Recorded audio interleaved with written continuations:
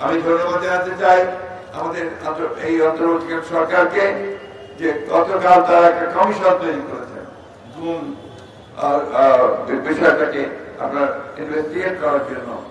এটা একটা ভালো উদ্যোগ। একই সঙ্গে আজকে আমি আহ্বান জানাতে চাই এই সরকারকে যে আপনারা প্রত্যেকটি গুম হওয়া পরিবারকে তাদেরকে ভাতা দেওয়ার ব্যবস্থা করেন।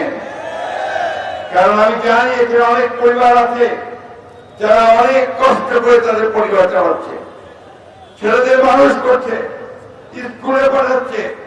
এটা রাষ্ট্রের দায়িত্ব এই পরিবারগুলোর পাশে এসে দাঁড়ানোর জন্য। গণতন্ত্র এসছে, আসবে আরো, আমরা সবাই গণতন্ত্রের ফল ভোগ করবো।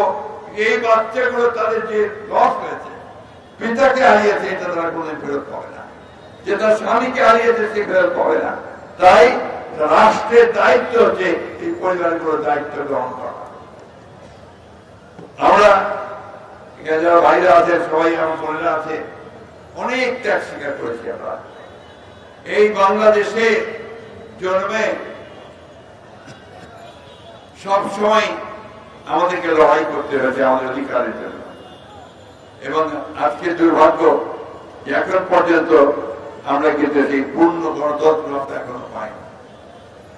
আসুন আমরা এই সরকারের সঙ্গে যেটা আমাদের আন্দোলনের ফসল, তাকে আমরা সর্বাত্মক সহযোগিতা করি এবং সেই সহযোগিতার মধ্য দিয়ে এই সরকার যেন সক্ষম হয় সফলভাবে একটি সংস্কারের মধ্য দিয়ে একটি নির্বাচন করা, যে নির্বাচনের মধ্য দিয়ে বাংলাদেশের মানুষের প্রতিনিধি নির্বাচিত হবে এবং তারা একটা পার্লামেন্ট গঠন করবেন, সরকার গঠন করবেন, জনগণের সমস্যার সমাধান করা যাবে।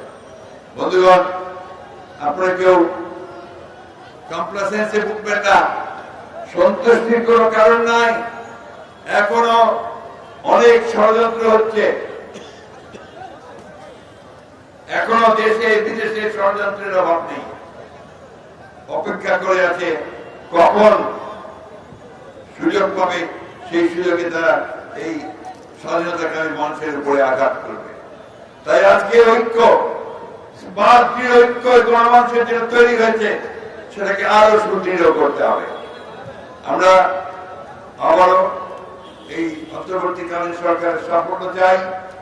আমরা চাই যে অন্তর্বর্তীকালীন সরকার অতি দ্রুত তারা এই গণতন্ত্রে ফিরে যাওয়ার ব্যবস্থা করবেন, সংস্কারের ব্যবস্থা করবেন এবং একই সঙ্গে যে পরিবারগুলো আজকে ভুক্তভোগী তাদেরকে দেখার জন্য রাষ্ট্রীয়ভাবে ব্যবস্থা গ্রহণ করবেন।